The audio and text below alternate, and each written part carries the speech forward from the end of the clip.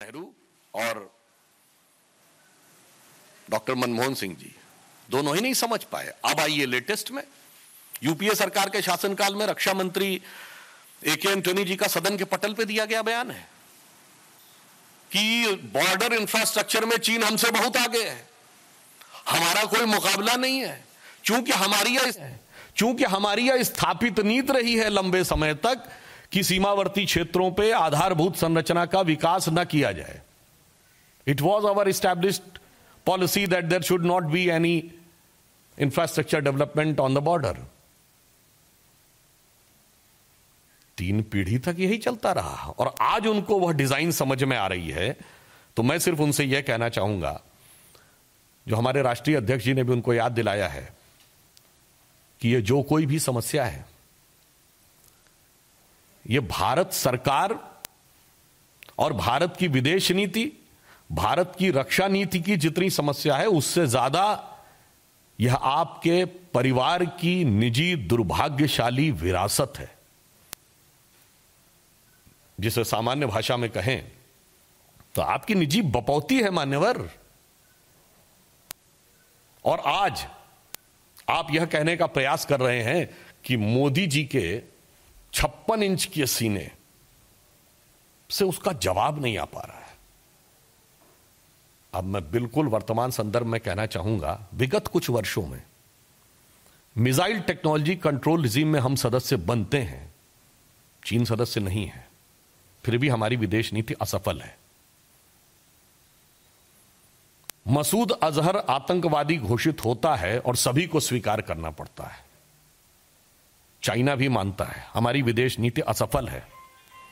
धारा 370 पर तमाम प्रयत्नों के बावजूद संयुक्त राष्ट्र संघ में एक लाइन की भी चर्चा नहीं होती है, फिर भी हमारी विदेश नीति असफल है। शंघाई कॉरपोरेशन के प्रस्ताव में आतंकवाद का विषय सम्मिलित होता है, फिर भी हमारी विदेश नीति असफल है। और आप जो सत्ता में रह के इलाका लुटा दिए और सत्ता से बाहर रहते हुए दोबारा करार भी किए और व्यापार भी, आपकी विदेश नीति सफल है।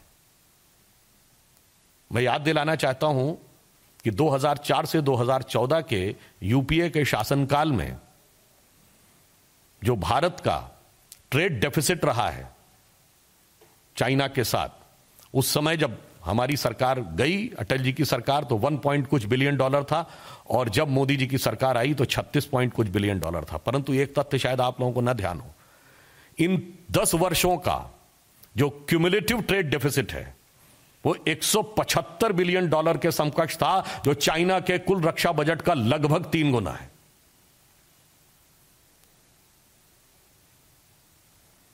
डिजाइन उधर थी कि डिजाइन इधर थी।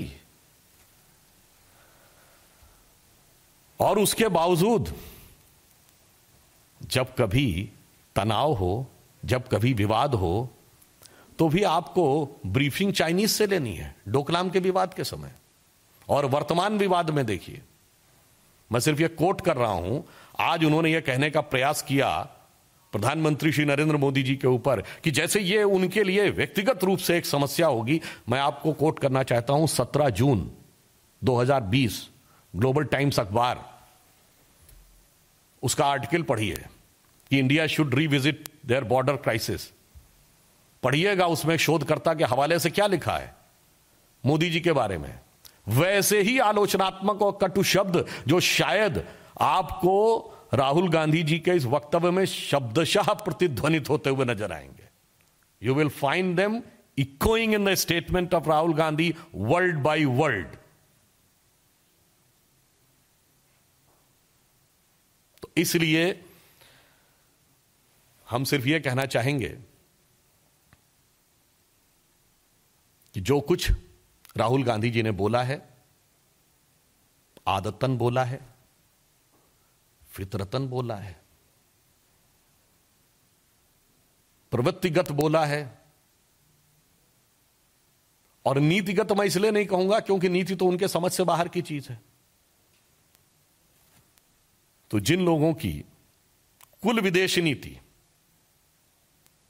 एक पंक्ति में रही कि देश का ऐसा इतिहास भूगोल इस विदेश नीति ने बदला कि आधा आधा आधा पंजाब गया, आधा कश्मीर गया, आधा बंगाल गया और चीन के हाथों मानसरोवर का वह ऊंचा भाल गया। और उसके बाद ये सुलह की शक्ल को संवारते रहे और जीतने के बाद बाजी हारते रहे। हमारी सेना और उसके शौर्य में कभी कोई समस्या नहीं थी। केवल कूटनीतिक दृष्टि से सरकारों की निरंतर विफलता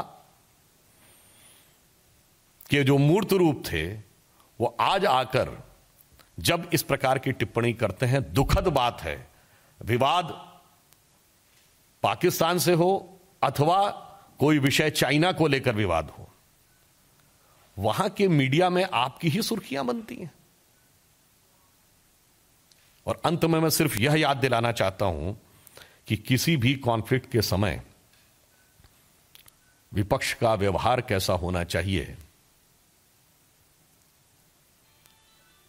चाहे 1971 का युद्ध हो, 65 का युद्ध हो या 62 का युद्ध हो, तब भारतीय जनता पार्टी नहीं थी, भारतीय जनसंघ के रूप में जिस प्रकार का सहयोग और समर्थन दिया था उसकी नेहरू जी ने भूरी